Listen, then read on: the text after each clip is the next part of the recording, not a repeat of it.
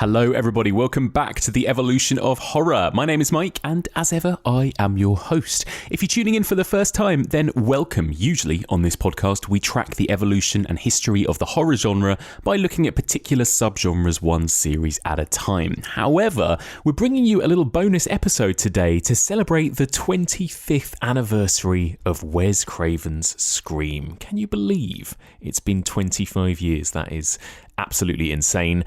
You've probably noticed there's been a lot of Scream buzz in the air over these last couple of weeks. That's because a trailer just dropped for the new Scream movie, which is coming to cinemas in January. That's not called Scream 5, it's just called Scream, confusingly. Later on in this episode, I'm going to be joined by friend of the pod, Josh Tonks, and we're going to be talking a little bit about our memories of the original Scream from 25 years ago, but we'll also be speculating on the new upcoming Scream movie, and we will be dissecting that trailer for the new Scream movie a little bit. So that's all to come later on in this episode. But also, I got the chance to sit down and chat to two of the stars of the original Scream movie, Matthew Lillard and Skeet Ulrich, aka Billy and Stu, to talk about their memories of making the original Scream 25 years ago. And of course, this coincides nicely with a brand spanking new 4K re-release of Wes Craven's Scream, which is available on Blu-ray, but it's also available to download and keep. But it's a beautiful Blu-ray disc, and we've actually got a couple of copies to give away for listeners of the podcast. So if you want to win yourself a brand new Scream 4K re-release on Blu-ray, then you just have to write to evolutionofhorror@gmail.com and answer this simple question. In my conversation with Matthew Lillard and Skeet Ulrich, I mentioned two Jamie Lee Curtis slasher movies. What are the two titles that I mention? Okay, just email me your answer to evolutionofhorror@gmail.com. I'm afraid only UK entries, okay? I cannot post the Blu-ray to anyone outside of the UK, so only UK entries. The competition closes at 6 p.m. British summertime on Sunday, the 24th of October. So let's hear my conversation with Billy and Stu, absolute heroes of mine, Matthew Lillard and Skeet Ulrich. I sat down, I didn't get long with them, only about 10 minutes, but I got to ask them a little bit about their memories of making Scream, and I also tested their knowledge to see if they knew as much about horror movie trivia as their characters, Billy and Stu. Enjoy. You see, Sid, everybody dies but us. Everybody dies but us. We're gonna carry on and plan the sequel, because let's face it, baby, these days, you gotta have a sequel. Ah! Matthew Lillard and Skeet Ulrich, hello. Hello. Hey. Hello. Thanks for your time. This is super exciting for me. I am a huge horror fan. I grew up loving horror movies, and my first ever horror movie, my gateway into the genre, was Scream, when I was probably way too young to watch it. I was about 11, 12 years old. Oh my God, that's not the worst we hear. Yeah. I can imagine. So these two faces that I'm looking at right now were probably the first two faces in cinema that gave me nightmares. So this is very exciting for me and terrifying. But guys, first of all, my first question for you is, how does it actually feel like it's been 25 years? Because for me, this film still feels incredibly recent. Skeet, does it feel like this was 25 years ago for you? Yeah, I mean, the making of it feels so long ago. I mean, Matt and I do a lot of conventions. In fact, we're coming to Manchester next week to do one, and that kind of keeps it more present in my mind, anyway. I will say that somebody yesterday posted a picture of all of us at Wes's house, I think, for dinner. Remember the celebratory dinner at Wes's house?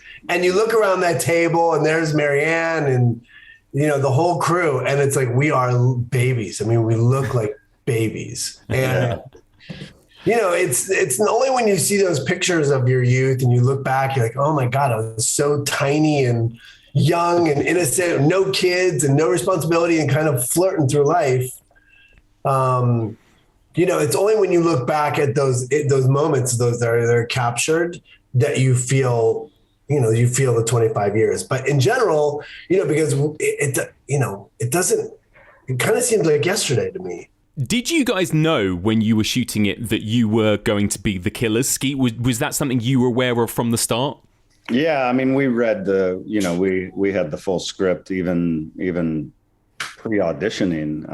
It was before the era of spoilers. There was no internet, so you didn't have to worry about spoilers. I do remember though, like it was probably my 6th film, I think Scream was. And so I had some films coming out and I had just gotten Scream and I was doing an interview with Interview Magazine and they were asking me what I was doing next. And I was like, oh, I'm playing this killer. And then it hit me after the interview, like, oh no.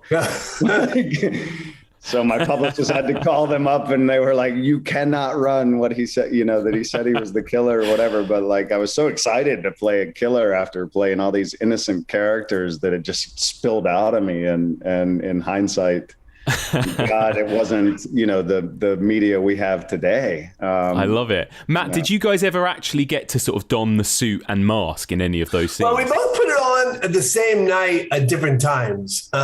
When Jamie was on the couch, we both, I don't know why I think you put it on and I got really excited about the fact that you'd put it on. So I put it on after you, but we only wore it for that 1 second. I'm 6'4" and Skeet's like 4'3". So you couldn't have us. We had to have a stunt double to all the Apple Box stages they had to do when you and I were in. That's amazing. And I was going to say, did you guys know at the time, were you told by Wes or Kevin, or had you worked out amongst yourselves who was doing which murder and that kind of thing? It never crossed my mind at the time, I don't think, or that I remember. And no, there was no speaking of it. It's funny. Wes, at the 20th anniversary, which my wife had never seen the film. So we went to the 20th anniversary and Kevin and I did Q&A afterwards. And I asked him on stage, like, do you know who killed who? He's like, I have no idea. Nor do I really care. Well, do you know, the fans, I feel like the fans have worked it out, right? There's all kinds of YouTube videos now where it's like, well, it must have been Stu that killed Casey and Steve, and it must have been Billy that killed the principal and all this kind of thing. Whatever makes them happy. They come to us at these conventions with thoroughly worked out theories, and you can see them prepared to tell us these theories and ask straight up what you just asked. And it's like, you see this bubble burst, unfortunately. We should just make it up. I know exactly who I killed, but I'm not telling you. That's our new answer. I know exactly. I was even convinced by this person's theory because there is a moment when you see the killer. Every time, apparently, you see the killer holding 2 arms up, that's going to be Stu, or Billy stabs with just 1 hand, and there's all these different MOs that each of you have, apparently, according to what you do in the final act. People have got it all worked out. So that is the genius of Wes Craven, because he figured it all out, and it's pretty great. Yeah. I know. What a guy. Just tell me a little bit about some of your sort of memories of working with Wes. Skeet, what was a kind of highlight for you in working with Wes as a director? Just his presence, to be honest. I mean, every moment that I remember being around him, there was just this presence, he's so engaged by what we were doing and collectively and individually. And he always just had the simplest insights he was very focused on human behavior, which was really compelling in terms of the work I was doing. And I don't know, he's just such a bright, engaging, beautiful soul. And then he just loved to mess with people and, these movies. He was funny. He was smart. I pick any positive thing to say about somebody and apply it to Wes. He was, and one of my favorite things is that he was an ornithologist. So he would love to go and watch birds, which is this moment of like, you just see him, sitting there all day in an open field watching birds. And the same guy is making, Scream in these horror films. But he used to, the great thing about him I used to love, and it's something that I really appreciate the older I get, is he used to tell stories. Like he would sit there and regale you with these stories of, making of his films in the past, and Serpent of the Rainbow. He had all these stories about voodoo and shooting in Haiti, and like he and Marianne would sit there and regale you with these stories. And that's one of the great things about hanging out with people from the industry who've been around for a long time. You get enough cocktails in us that it's nice to sit around a table and just tell these great war stories, because there are these incredible moments that you're living through that when you're living through, it's like any other job, right? It's just another day on the job. But when you look back on it after 10, 15 years, all of a sudden it's that story you have from Scream, or that story you have from, an iconic part of your life. And so those stories are super fun. For me, you guys will always be Billy and Stu, right? But I just wonder, do you tend to get approached more, recognized more now for more recent characters you play? Like, obviously, Scooby-Doo, Riverdale, those kind of things. Do you find that that's now more what people sort of recognize you for? Or is it still Scream? Certainly Riverdale, is quite big, and that definitely brought a different generation of people that were, recognizing me all of a sudden. But Scream definitely is probably the most, prolific response that I get.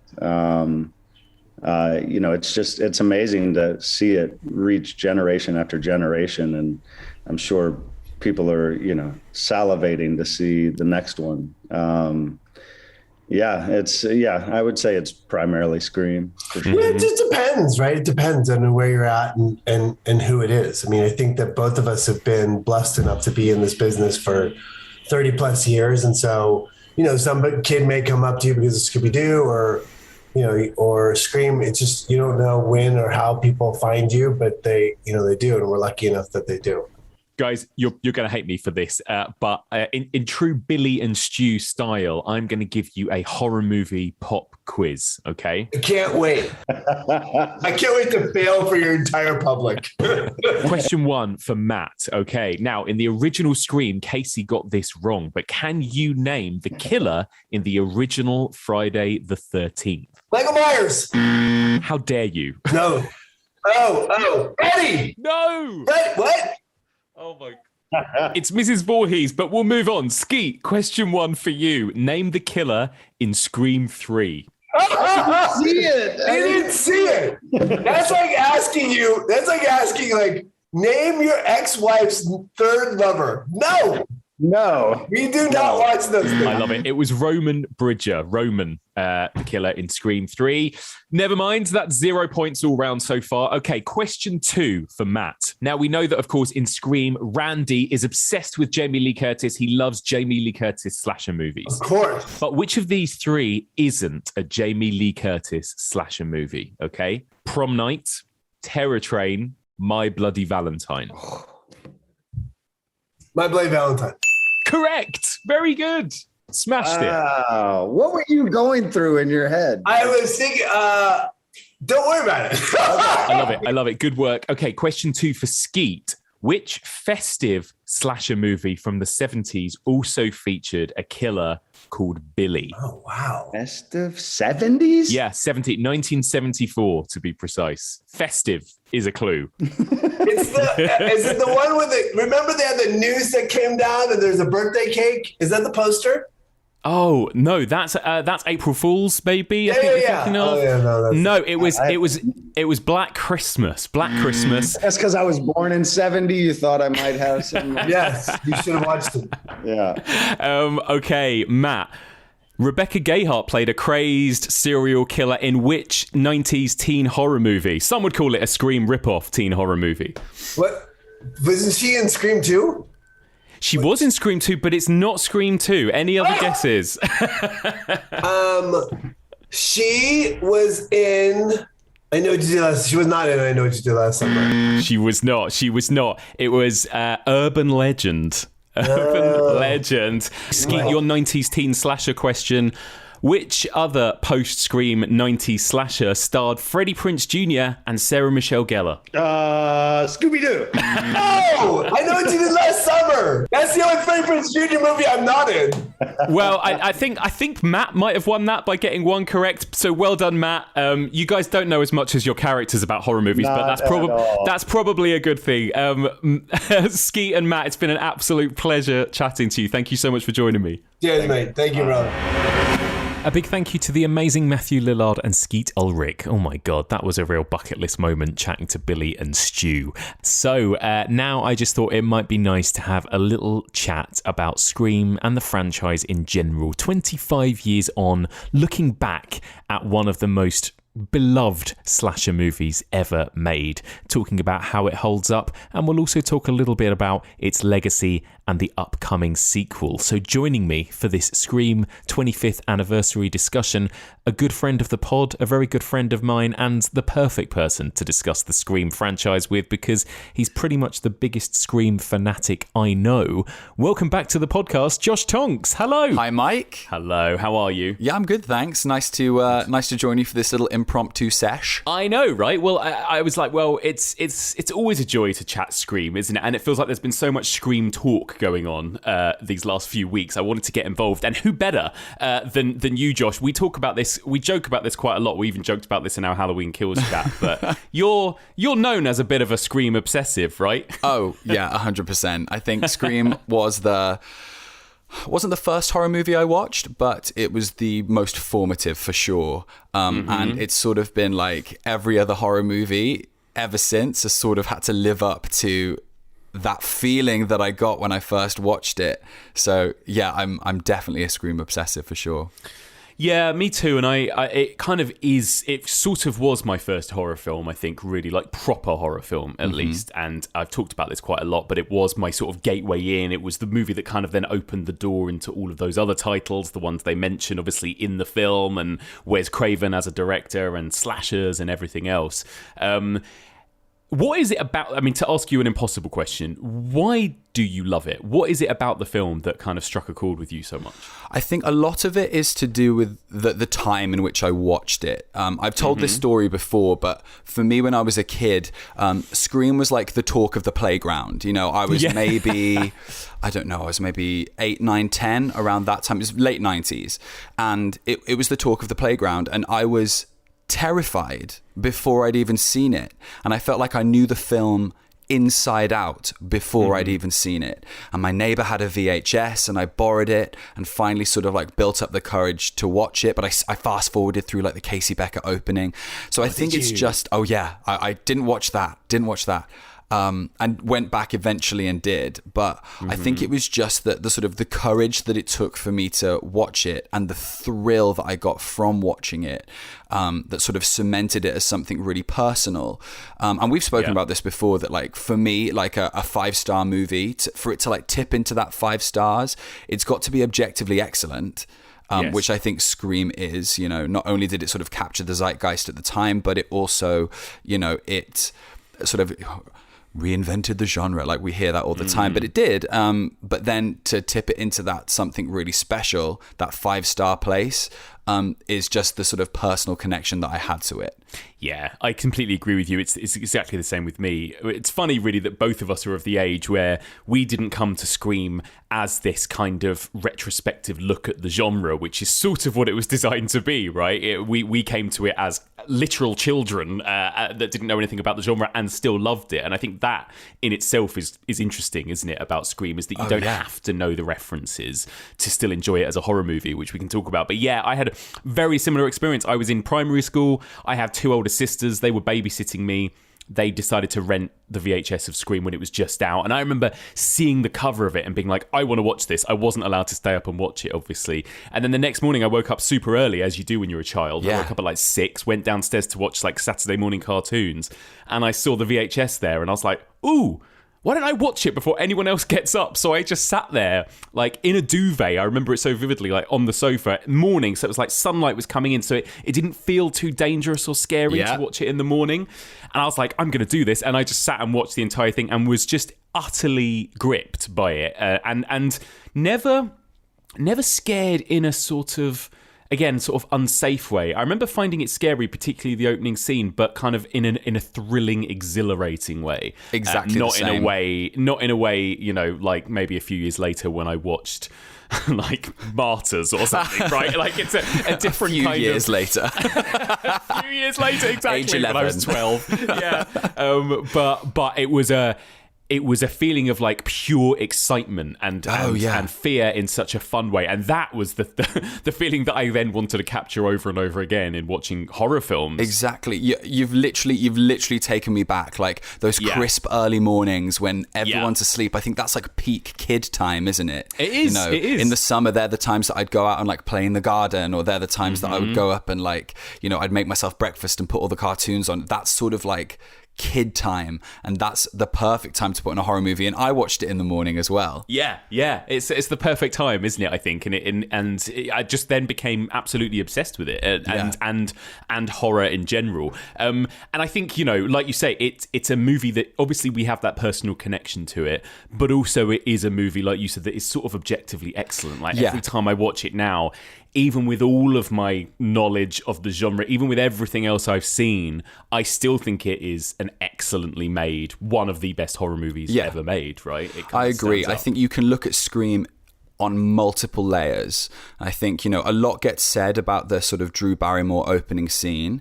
It acts like its own perfect short film. So if that film just existed, if Scream was a 12-minute short, it would be incredible.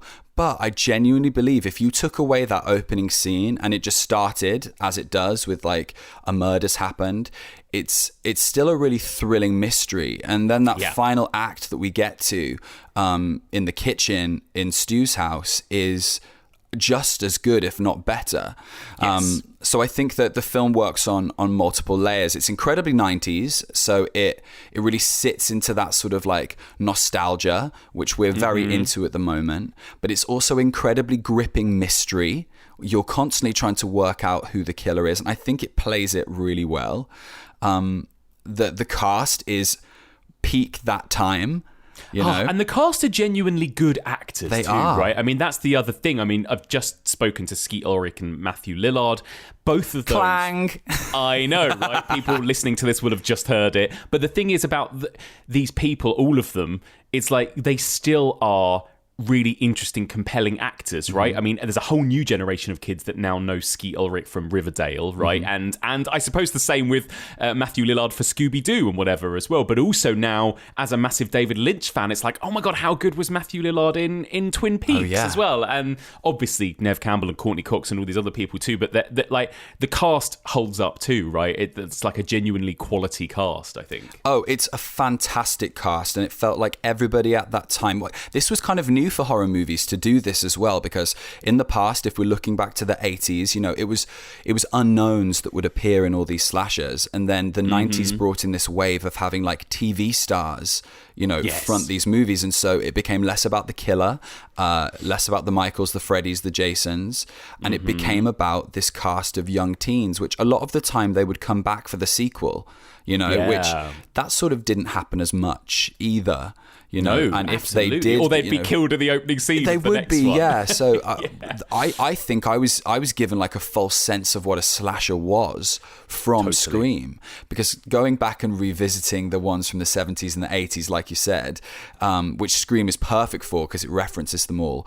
I was a little bit like, disappointed when Heather Langenkamp wasn't in A Nightmare on Elm Street Part 2, and disappointed that Alice doesn't show up in, you know, the majority of Friday the 13th Part 2. So it's it kind of set me on like a false like false truths, I guess, or whatever, you know. Yeah. Do you think that I mean, that's the other thing, and this is something I'm going to talk about on the main podcast in funnily enough, in our faculty episode with a conversation I had with Alex West. But it feels like, you know, when you think of Halloween, which is basic, I mean, let's be honest, really, you watch it for Michael Myers. For Friday the 13th, you watch them for Jason. Whereas with Scream, there is no killer, right? There is no consistent killer. It's Sidney, right? I mean, is it Sidney Prescott that defines a Scream movie, in your opinion? It certainly does for me.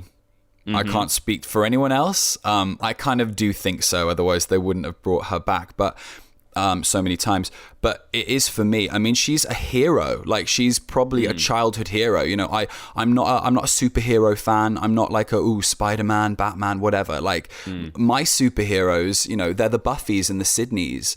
And I think particularly if we're talking about like I did growing up as like a gay kid, like being able to put myself in the shoes of this female protagonist who was heroic and brave, but wasn't like, I don't know, overly masculine in a way that I never felt as a kid. Yeah, she wasn't like Linda Hamilton or, you know, Ripley or whatever. She felt relatively normal in a way that I felt relatively normal, and I felt like I could put myself in her shoes. And so I think she's vital to the story. I think as well, what I kind of come to appreciate more and more about Scream, and this is the thing that people always talk about, that Scream has that sort of really interesting tonal balance. It's the Wes Craven horror with the Kevin Williamson peppy 90s-ness, right? And that it walks that tightrope so well, which maybe the sequels do less so. And the thing I'm always struck by when I watch it again and again is that Neve Campbell, particularly as Sydney, feels like she's acting in a serious horror film, right? Like, despite the fact that there are jokes, there's wackiness, there's postmodernism, there are quips, there are nods, and that maybe some of the other characters like Randy or Stu or Dewey go a little bit more over the top or play for laughs here and there. Sydney is like, she plays it dead straight, Neve Campbell, doesn't she? And Sydney is a character dealing with genuine trauma and all this other stuff. And I think that at the center of this crazy story is what roots it as well. I think. It legitimizes it all. And what I love about her performance, and I think it's a testament to Neve Campbell and also Wes Craven's direction, is that she's never boring. You know, you look at the sort of contemporaries of the period, the I Know What You Did Last Summers and the Urban Legends. No offense to them, but like, everyone wants Sarah Michelle Gellar to be the final girl in I Know What You Did Last Summer because she's more interesting than Jennifer Love Hewitt's character. And everyone finds Alicia Witt incredibly boring in Urban Legend. But Neve Campbell as Sidney Prescott is iconic, you know? Yeah, she's brilliant. And she sticks around. There isn't another final girl that's been in back-to-back movies ×5. Given as well that we've just heard from Matt and Skeet, what do you think of those two as well? Because those are the two characters that really stuck with me. I remember off the back of watching the film for the first time, especially that incredible blood-drenched final act with those two just absolutely going for it, right? What do you think of those two? I think they're incredible. I think you know, on the page, Stu doesn't really come alive in the same way that the other characters do. And Matthew Lillard, and like under sort of like the guidance of Wes Craven, like allowing him to go there creates such a memorable character that I think if that character was in another genre, perhaps, maybe would have been awards worthy. You know, I think he's fantastic. And then the genius of Skeet's performance is that he's so obviously the killer from the beginning. Oh, so clever, right? And yet he couldn't possibly be, because that's so obvious. Yeah. But he is, and all the traits are there, and all the little nods to Stu are there. Like, if you go back and watch, you can see the plotting and the planning happening. And I don't think they quite capture the magic of those killers in the sequels quite as well. They have their highs. You know, I love Mrs. Loomis, and I enjoy Jill. I enjoy Emma Roberts, but I don't think they quite captured that magic. And I think, you know, if we're getting serious for a moment, it preempts what was about to happen in 1999 with Columbine. I think, like, having those two sort of upper middle class white boys, you know, come together because of what reasons? Not a lot. To end up killing a load of kids at their school. So it's incredibly timely and prophetic as well. So there's a weight to the film as well, in spite of all the humor and the wit and the meta and all of that. it's a legit movie. And that is, again, I think what kind of brings it back to Wes Craven. I mean, obviously, it's Kevin Williamson is so much the not just the reason behind the success of Scream, but basically the figure of the 90s wave of slashers, really. Is you could almost call it the Kevin Williamson era of slashers, couldn't you, really? Oh, you could. Everything. But I think Wes Craven does bring that weight, and you always, one of the reasons I think he's personally my favorite horror director is that you feel like he makes horror movies that are always about something in some way or another, right? Like, he was clearly a very moral, quite sensitive man, I think, who was troubled by a lot of things, right? And he made movies about that, about what troubled him, whether it's Last House on the Left and Vietnam War footage, or Nightmare on Elm Street and those kind of, cases he'd read about of people dying in their sleep or whatever. And it feels like the same with Scream. As much as this is just such a fun, silly teen movie, it's also about, is also exploring that idea, right, of kind of the horror genre's effect on people, on, and kind of satirizing that slightly too, right? This idea that films that he had made throughout his career were criticized for being evil or whatever, or affecting kids or turning people into killers and that kind of thing. And I guess that's so much also what kind of Scream is dealing with, isn't it? I think. Yeah, and it's crazy that he didn't write it, because you look at something like Wes Craven's New Nightmare, or even Shocker, and even Elm Street. Like, he's very into blurring the lines between reality and fiction, which Scream is absolutely doing. It's it's this film versus reality kind of narrative, which he's done in films before. So there's a real sort of like cyclic element to like Kevin being inspired by Wes, and then Wes sort of taking that on from him. Because I don't think that, because Kevin's dialogue is excellent, but if it's not acted or directed in the right way, it really doesn't work. And we see that in other movies that try and capture that style. They don't quite work, and the characters come across as really mean. And we've spoken about this, how in 80s horror, the teens were actually kind of sweet and quite lovely, and then they slowly become more cynical and more just cruel to each other, until we get to like the 2000s, where everyone's just absolutely heinous. I kind of feel like Kevin sort of, almost for better or worse, kind of started that, having that real cynical 90s teen that, quippy, and Joss Whedon to a degree as well with Buffy, like that, like quippy, quick dialogue, but it needs to be directed and played with heart. Otherwise it just doesn't land. Yeah, you're so right, because that scene, the first time we meet our group in Scream, right, when they're all sat by that waterfall, they're all being quite horrible to each other throughout that whole conversation, right? Again, like, you wouldn't look at any of these, apart from maybe Sydney, and think any of them are particularly nice, or that you'd want to hang out with any of them, which is interesting. And yet you kind of do, because they just seem so cool. And like they talk, I think Kevin Williamson said that, like, when someone criticized his writing as being sort of, teenagers don't talk that way, I think he turned around and said, but they want to. Like, yes, it's so teenagers, it is. Teenagers in his movies talk in the way that I think me as a like preteen wanted to speak, and kind of thought teenagers did. So like that kind of got me into trouble a little bit at school, when I'm like chatting shit like a teenager from a Kevin Williamson film. But that's it. It's so true, isn't it? It's a combination of Kevin Williamson and Joss Whedon that created that kind of teens very much talking a certain way all through the 90s, talking like 30-year-olds. I don't know, but and I don't know a 30-year-old that talks that way either. No, it's so true. It is. I mean, can you believe it's 25 years old? I mean, like, for me, in my head, it still is a relatively fresh horror movie, right? Yeah. But, like, do you look at it now and do you think you can tell? Like, does it feel like a movie that is over 2 decades old? Does it feel dated in any way? It doesn't to me. No. Even the cellular telephones, like what were you doing with a cellular phone, son? Can he get the cellular?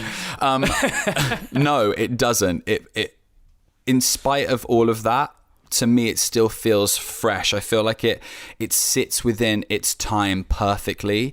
I can't speak for other people. I probably think they look back and go, "Ooh, that's a bit dodge." But I also don't think a lot of the themes have aged too badly, nor has a lot of the language. There isn't any kind of like slurs being thrown around or like homophobia. It's kind of missed that, which is nice. It's true. Like, there's nothing that's sort of politically aged about it in a way. In fact, if anything, it's like you said, this story of these very rich, entitled white boys who go on a killing spree, basically, and that, yeah, it's held up very well, I think, in a lot of ways, right? In how pathetic they both are and how they're portrayed in that last act, you know? Which perfect. Is sort of very apparent for a lot of Wes Craven movies as well. He kind of tends to sort of like hit things a little before they were popular. So he always had his finger on the pulse of what was to be, because Scream 4 does that as well with sort of Emma Roberts' character and her motive. So it kind of and Scream 3 with the Harvey Weinstein element to it all. Like, he's kind of, there's things that he's sort of he's ahead of his time, isn't he? Definitely. Yeah. Let me ask you, I want to quickly ask you about the sequels, and we'll finish by talking about Scream 5. But the last thing I want to ask you about with Scream is to do with the logistics. Now, you've said it's a film where you go back and watch it again and it holds up and it works, as in the logistics of these two killers, creating these crimes, right? And this is something I asked Matthew Lillard and Skeet Ulrich about. Did you know when you were making it who was killing who and how the logistics of it worked out? Of course, those two were like, no, we've literally never thought about it. We have no idea. Obviously, fans have worked it out, constant, right? Yeah. And actually, Matthew Lillard did say this is part of the genius of Wes, is that they think he might have had in his mind that and have worked it out, even if it wasn't in the script in any way. And Kevin Williamson has gone on the record and said he never thought about it. But Matthew Lillard surmised that maybe Wes did have an idea when he was directing certain sequences. But I want to ask you, Josh, as the super fan, right? Does this all add up in your head, like that it was possible for one or the other to have killed everybody and it would have kind of all worked out logically? Yeah, I think Kevin Williamson was very lucky with this first film then, because in the sequels it doesn't quite work out as neatly. But yes, I think so. For the first one, it does. So let me ask you, Casey and Steve, opening scene, who did the murders? Who did the stabbing? I think Stu. And is that because they were both there, but Stu did it, I think. Right, and because Stu dated Casey, right? Yeah, I think so. I guess that would make more sense. And there's no real sort of like logistical drama with that. Like, both of them needed to be there because one needed to be on the phone and one needed to be sort of in the costume. They probably both were, but I think, what door am I at? There were ideally one of them was at both doors, so they were going to trick her, but she just happens to go out like the kitchen instead. Yeah. So but I think it was Stu. Interesting, yeah. Who was it that attacked Sydney first time in her home? Obviously, we see Billy come through the window straight away as well. Afterwards. So Stu, Billy didn't actually get out of the costume and climb in through the window as soon as he had attacked her. Yeah, I think that makes sense. Yeah. I think that makes sense. And do you think, but it was all part of their plan, presumably, right, for Billy to climb in through that window and get caught and get arrested? Yeah, I think so. I mean, I think that's a little tenuous, like that's a little risky, and it's a little bit Hollywood. But I think it works because these two kids have nothing better to do than watch a few movies and take a few notes. Yes, it was fun, exactly. So they're kind of enjoying this. And I think that's what makes it work. It's very Hollywood, but I think that's the point. They're playing a game of a Hollywood horror movie. Like, if we, did this for real, how would it play out? And of course the girl's got to get attacked and then survive, ready for the big finale on the anniversary of the mother's death. Like, they're playing the game, Exactly. So it kind of works for me. Is it as well that... Hang on. I saw a YouTube video about this. And is it also that day... No. So, when do they kidnap Sydney's dad and they clone his phone too, right? Does that happen on the night that Billy crawls in through the window as well, the night of Casey and Steve's murder? That was what I saw a YouTuber come up with, this theory that they had just killed Casey and Steve, then the two of them go over to Sydney's house, and while Billy is making out with Sydney upstairs and distracting her or whatever, Stu is then gonna knock out and kidnap Sydney's dad, and they're going to drive him out to the woods and take him obviously to Stu's house for the final act of the film. Yeah, I think so. Like, I think that would be the idea that sort of Sid got up the next morning and dad was already gone. Yes, he'd left for his trip or whatever. Because both the boys have got to be at school as well, so they have a really busy night, don't they? They murder 2 people, you know. That's the other really funny thing, isn't it? About when you watch it again and you see that our lineup of kids across the waterfall, and it's like more than a third of this group are the killers. Like it's just hilarious, you know, given all the suspects. It's intense and incredibly disturbing. It is when you think about it.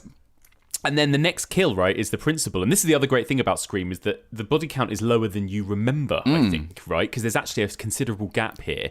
But before we get to that, I want to ask you, right, who attacks Sydney in the bathroom of the school? Is that a genuine killer? Is that a kid playing a prank? I always think it's a prank. Yeah. I don't mind, but I don't mind if it is or it isn't someone. Yes. I think there are a couple of moments in Scream where there's a little bit of silliness, I think, which is where, you know, the kid in the bathroom can get away with, but the supermarket and then Ghostface lurking around like the trees around the house it's a little bit dumb, but maybe that's kids in the town. Maybe it's, you know, who knows? Well, that's it. You can just about get away with that because it literally, after that bathroom attack, doesn't it, cut to a news reporter saying there have been reports of kids wearing this scary masks. Yeah, exactly. So, like, for all they know, and this is obviously something that's carried over big time into Scream 2, but for all they know, there are hundreds of people running around in that mask, right, around Woodsboro. Because you can get them at every 5 and dime in the state. Yeah, exactly. So that's interesting. The supermarket is the one moment for me where I'm always like, really? But again, in my headcanon, it could just be a randomer, right? It could just be a random kid having a laugh and not actually Billy or Stu stalking Sydney. Yeah, because that would be so in dumb. The daylight, in daylight with Dewey. Outside. Exactly. So the principal. Who killed the principal? Billy, I think. Mm-hmm. Yeah. That makes sense, right? Because Stu... Well, actually, we don't know where Stu is at that point. Stu was kind of walking back with Tatum just before, I think. So he's getting ready for his party, right? Exactly. So we don't get a sense of, like, there could have been a big time jump and he could have circled back, but there isn't a phone call, so it could just be Billy doing that. There's even a thing that I saw on YouTube. This is brilliant, the theories, but like that. The way Billy stabs is with one arm like that into jabbing, right, which is what he does to the principal. Whereas when Stu kills somebody, he goes over the with top. 2 hands and he goes over his head and plunges down, which he does with Drew Barrymore, which he does with Sydney when he first attacks her. I love it. They Billy just turn us into little detectives, the whole franchise. Because again, who knows whether the actor in the costume, obviously it wasn't Skeet or Matt for the most part, was it? And who knows whether Wes Craven maybe had that in his head? Who knows? But or if it's just a coincidence. But yeah, Principal Billy, I'd go with that. And then I'm guessing Billy must have killed Tatum, right? For sure.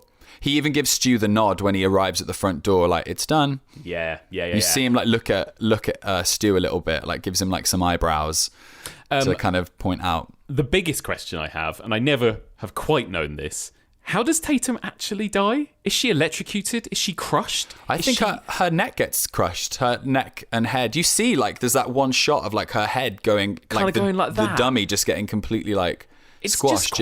It's just quite. I always found that quite unclear as to what, as the physics actually of it, as to what actually happens to her body as that garage door goes up. I mean, not that it's it matters. an amazing kill, though, isn't it? Oh, it's great. It's great. like, and the thing is, I don't need inventive deaths. Because of Scream being my first one, I don't need crazy objects and like machetes and axes. Style. And, I don't need any of that. I never have.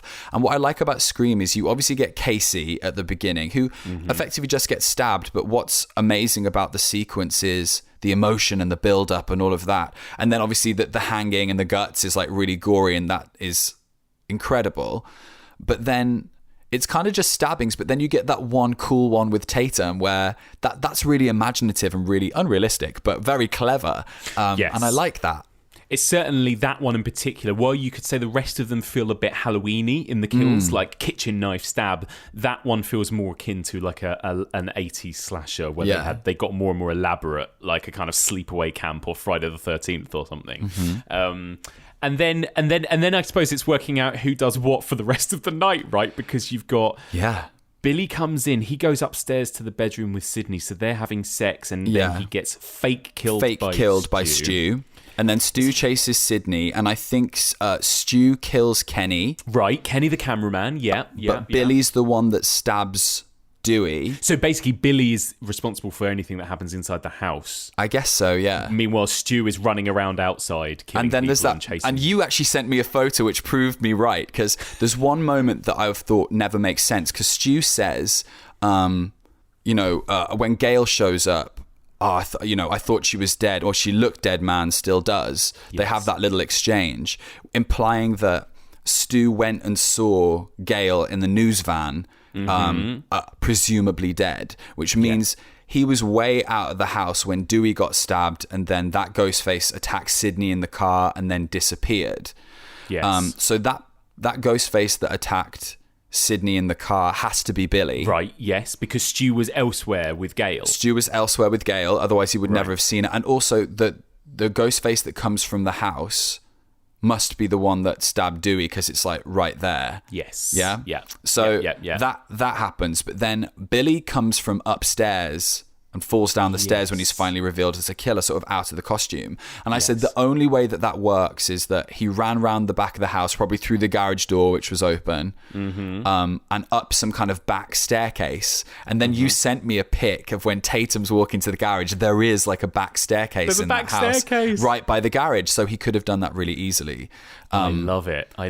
It's great, isn't it? And that's what's brilliant. Again, probably coincidentally, but it does work out under scrutiny. It works. Yeah, which is amazing. And what I love, and this is again Wes Craven to a T, which a lot of horror directors can forget about. It's the geography. Like, you've got to set up the geography of the space that you're in. It's something that Mike Flanagan does really well in Hush, and is it Fede Alvarez is the director of Don't Breathe? Who does that. We get those long shots going through the house, like showing us the skylight, showing us the closet, showing all of this, so we know the geography, so we've got a sense of where people can run and hide, and it gets you in on it. And that's exactly what Wes does in Scream.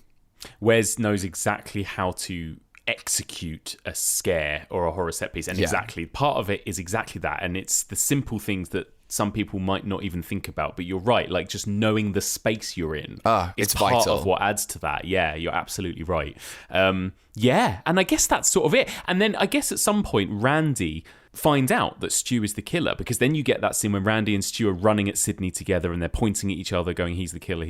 I don't think Randy knows for sure, but I think he's just like, well, if you're pointing the finger at me, I'm going to point the finger at you. And that's what I love about the final act of this movie. From the moment Sydney gets attacked in the bedroom, it's like boom, boom, boom, boom, boom. And you don't get a moment to think who it could be, what's going on. Yeah. People are popping up out of nowhere, and you're just with Sydney the whole time. Yeah. And you're with her, like trying to figure it out on the fly. So you're never thinking like, oh, you're an idiot for giving Billy the gun and all of this, because it all happens so quick. And she's terrified and stabbed and covered in blood, and she's just watched Kenny get killed, and all this stuff. She thinks Randy's about to get killed. Yeah, it's genius. It really is. It's thrilling just even talking about it. I know. And I was thinking about Dewey's death, because it's an interesting choice that kind of happens off screen, right? And were this a Scream sequel, you'd almost be inclined to think that character's a killer, because like just seeing a character stumble out with a quote unquote knife in their back and collapse, that's something that later on, like with Roman or whatever, it's like it's almost a technique that if you were more savvy and you'd watched more 90s teen movies and they'd done that trick more, you'd think, oh, we didn't see him die, therefore he's probably the killer. But it plants that seed of doubt in your mind even at that point about Dewey, in a way, I suppose. Well, it's for sure, and it's a prime example of why the storytelling in Scream 3 doesn't work as well. They do the same thing that happened in Scream, which is we're going to kill off the killer so it couldn't possibly be them, so when they are revealed, it's a surprise. But it doesn't work, and the only reason that, like, Billy and Stu don't need to do that, because who are they trying to fool? Like, they're not trying to fool the police or anything. To her in about 20 minutes time. But they're having fun. It was fun. They're playing, and they're teenagers, so it kind of almost warrants that as well. Like, Yes. Stupid teens fucking around, like playing games, fucking with their girlfriend, like all of that. Like, exactly. It's mean and it's dumb and it's very entertaining to watch, and that's why it works. But with Roman in Scream 3, it's just ticking story boxes. There's nothing about his character that would do that. And who's he doing it for? Because it's not for Sydney. She's not even there. So you're so right. You're so right. There's no point to that. It's just, is there? It's the writer looking at what the first film did and replicating that, but without a context or a reason. So. Well, that's a perfect segue. Let's wrap up nerding out over Scream, and I want to ask you about Scream 5 and your predictions and your thoughts for the new one. But let's just quickly run through the other sequels. I want to hear your thoughts. Scream 2, 1 year later, 1997. We've got Wes Craven and Kevin Williamson back, a load of the cast members back, obviously. What do you think of Scream 2? Yeah, the fact that film got turned around in less than a year and was released less than a year than the original is a marvel, and the fact that it turns out as well as it does is incredible. It's not quite the 5-star masterpiece that the first one is, but it's so much fun. It's so entertaining. It's got an incredible cast, and it's probably one of the best horror sequels that exists. I think it's fantastic. I absolutely love it. Yeah, I completely agree. It's sillier than the original. It's bigger. It's more bombastic. But some of those set pieces, Sarah Michelle Gellar's scene, the opening in the cinema, it's incredible, right? There are like you said, it's one of the great horror sequels. I think it doesn't have the nuance or the thematic weight of the original, but it doesn't matter. It's so much fun. Okay, Scream 3, which came out a couple of years later, right? The year 2000. Slightly more controversial and divisive. What do you think of Scream 3? It's a mixed bag, isn't it? It's hard to hate it because it was so dictated by the time it was made and the issues it was faced, and the availability of the actors and all of that. But just taking the film at face value, overall, it's not my fave. I find it quite annoying. It's very diluted, but I love Sydney's story. Yeah. I think it wraps up her story perfectly, and that ending with her looking at the door open and then sort of it's the perfect end to that trilogy as we know it. Yes. I think it's probably Neve Campbell's best performance in the series. Yes. I think she really goes for it.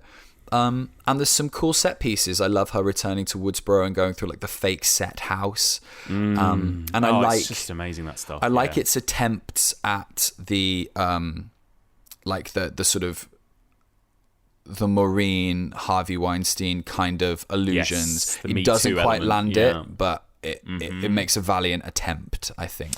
Yeah, I completely agree. It's like what we said about the first film and how so seamlessly it blends Sydney's very kind of dark, tragic story with this kind of fun teen movie.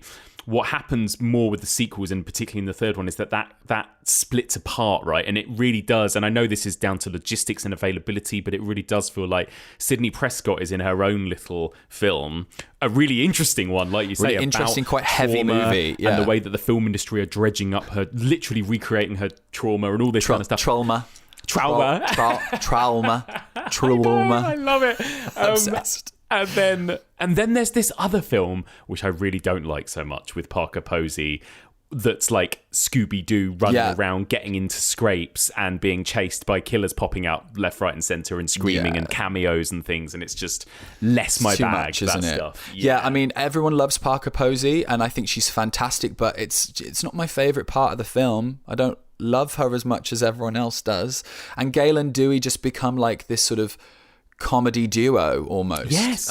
She's almost Monica from Friends by this film rather than Gale Weathers, which is a bit of a shame. And they sort of revert their story back to where they were at the beginning of Scream 2, which is unfortunate as well. Like, we have that great arc for her. Scream 2 is really Gale's movie, and then in the third one it's like, well, what we doing here, Exactly. And that was it for a while. It was just a trilogy. Then we had a 10-year jump. Then we had Scream 4. What did you think of Scream 4? For me, this was the first Scream movie I saw at the cinema. Yeah, was this me the too. Same for you? Yeah. I was thrilled. The anticipation was palpable. I couldn't wait. I invited all my friends to the cinema. I created like a WhatsApp group, like Scream group, like so we could all watch together. And when I first watched it, I loved it. I was like, that was incredible. And I had a few little niggles, but I was like, that was everything I wanted and more. And then the more I've watched it, the less I like it. I probably like it a little more than Scream 3.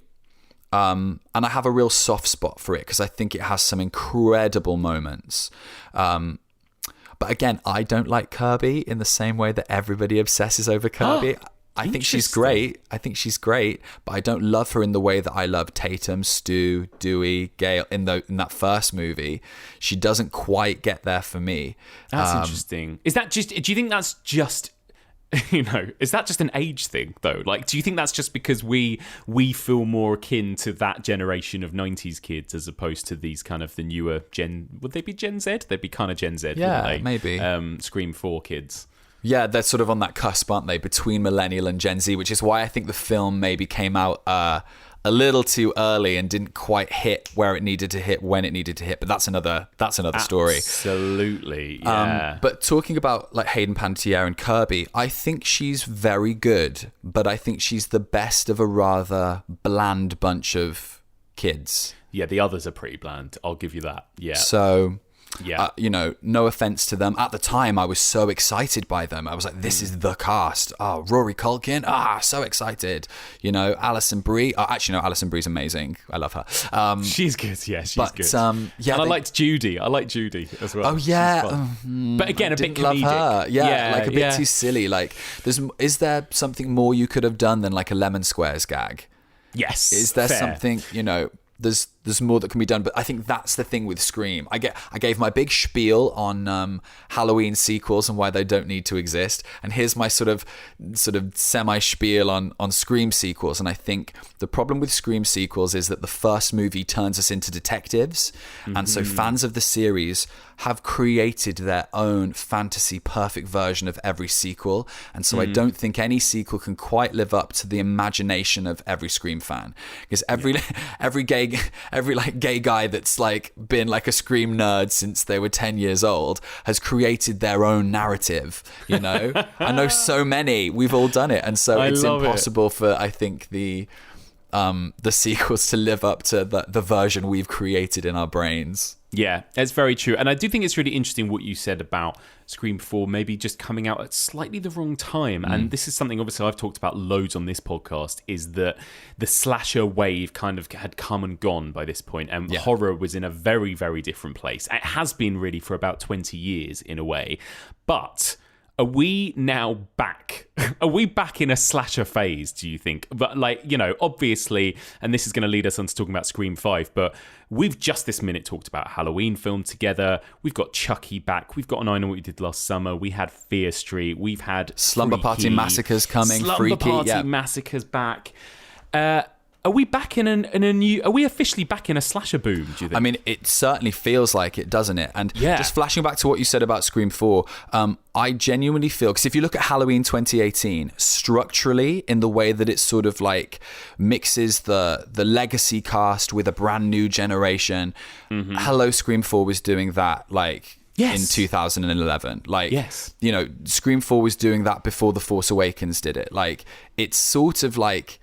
set the precedent for that kind of sequel reboot thing. Kind of film. I mean, you could maybe argue Halloween H2O did that, but again, let's not dip too far back. But I genuinely believe if Scream 4 was called Scream and it was released in 2016 on the 20th anniversary with half the cast of Stranger Things as the teens, it would have been mega bucks in the way that Halloween was, for sure. But because it was Scream 4 and it was coming right at the very end of, the slasher remake craze. Yeah, and the sort of torture porn era. And it didn't do any of that either. Like, it very much felt like a throwback nostalgic moment to the 90s. It was almost defiantly that, don't fuck with the original, It wasn't it wasn't late enough on to be nostalgic yet. I don't think at that we weren't ready for 90s nostalgia in 2011 in the way we are clearly in 2021 ready for 90s nostalgia. Because things like, you know, the Black Christmas remake in 2006 was still kind of doing that, like Kevin Williamson dialogue and like those kind of teens. And you've got Michelle Trachtenberg in it, which is like, there's a Buffy connection which feels very connected to the 90s. Yes. And so 2011, we still weren't quite there.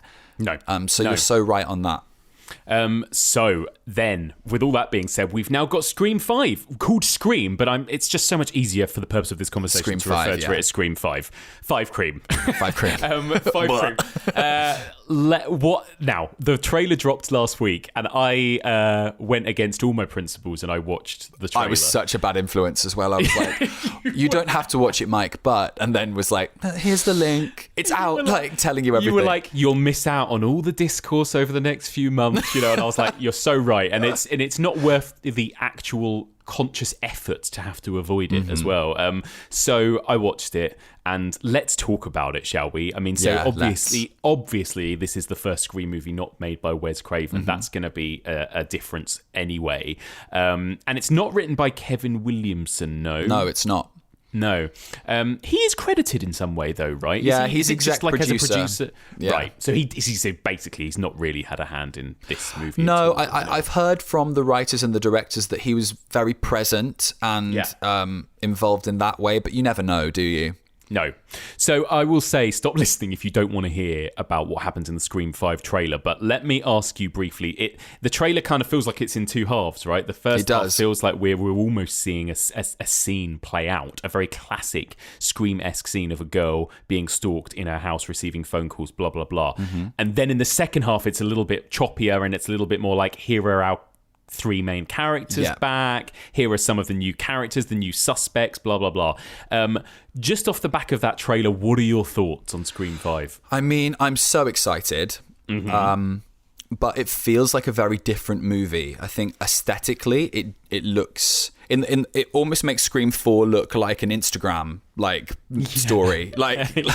This looks darker, and cold was the word that sort of came to mind. It seems colder, darker, more serious, humorless. There isn't really any comedy or meta or references in the trailer, which I do. And it's interesting because in interviews they've sort of mentioned that that it is it's very cleverly doing this, that and the other. So I was surprised that it wasn't as funny, but I'm relieved because I think that's where the series has sort of suffered a little bit. So I'm excited about that. Yeah, I think that's really interesting, isn't it? Because I've seen a lot of people online already angry at the trailer because it looked of course people online angry. I know, can you imagine? Shocking. People complaining that it didn't look funny enough and it didn't look fun enough. And I think, and again, me and you clearly don't have this, but I think a lot of people do think of the Scream franchise as a sort of comedy horror franchise. And like you say, this trailer made it look deadly serious. It felt like it was channeling Wes Craven in that it was just a really scary set piece in the first half.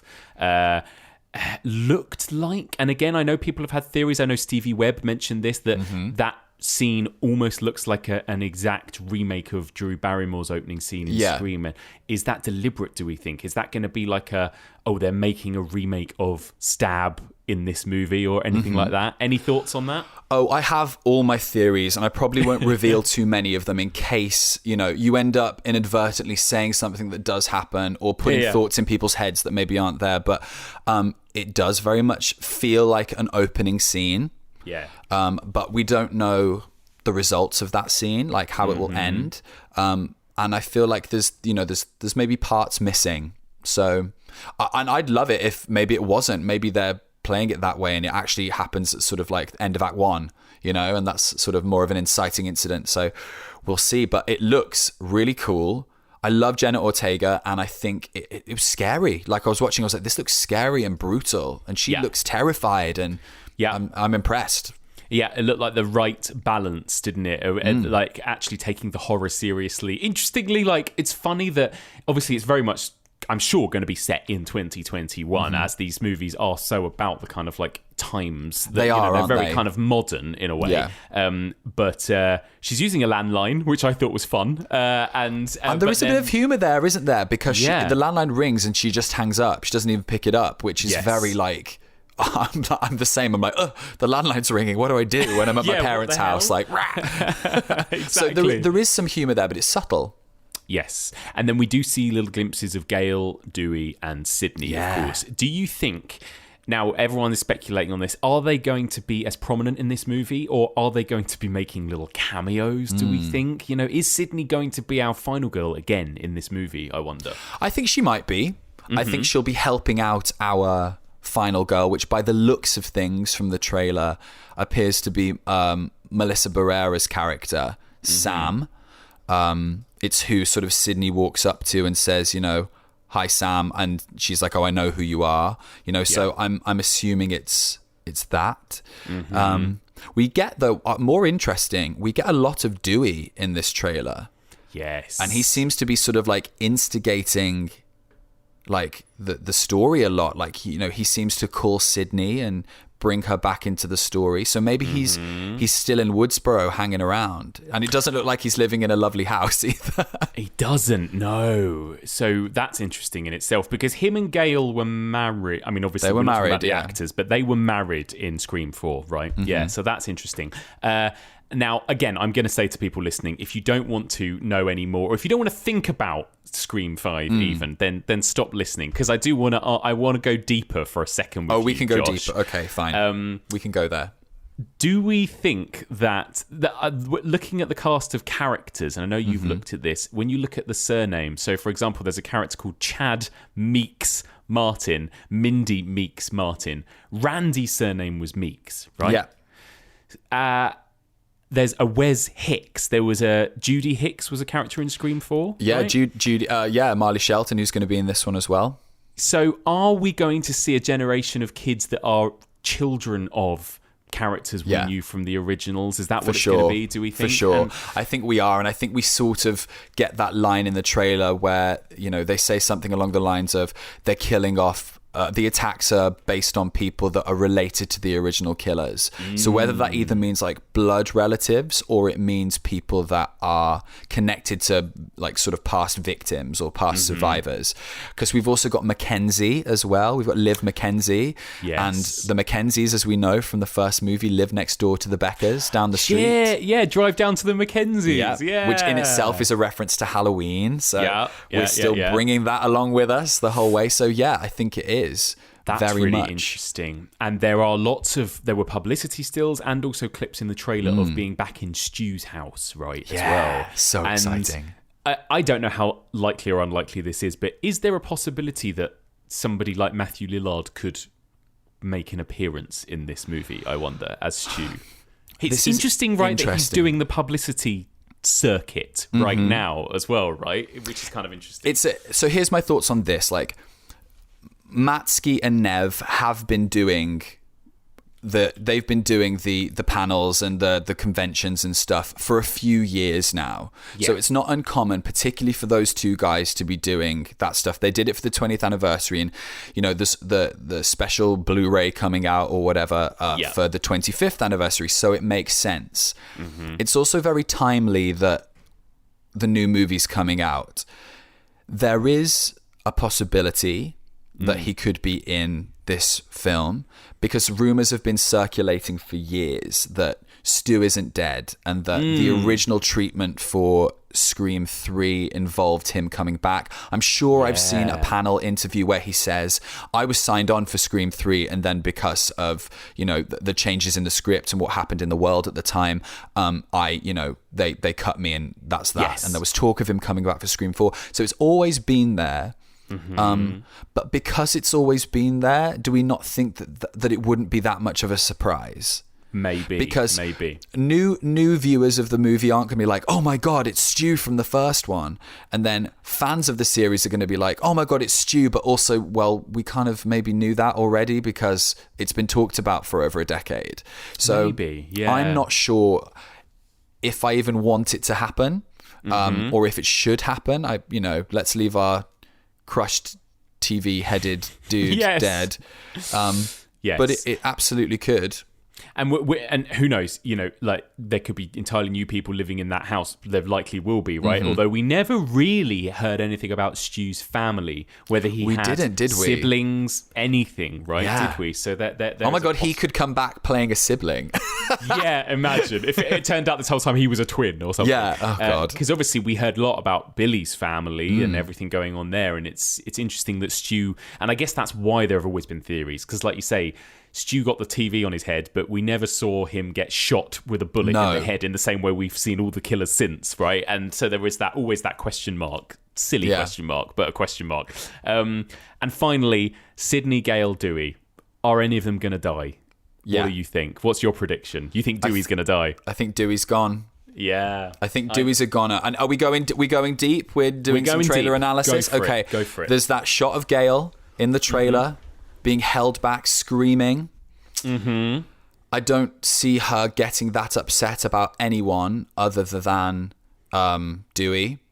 Yeah. So I think he's a goner. And the fact that he plays such a key role in the trailer, but we don't see him with Gale or Sidney at any point. Yeah. I think he's the one that brings them back or wants them to come back because of these new attacks, new killings or whatever. Mm-hmm. And maybe they don't. I don't know. And then he dies, and that's what finally gets them to come. Yeah, that is very possible. I think could potentially happen.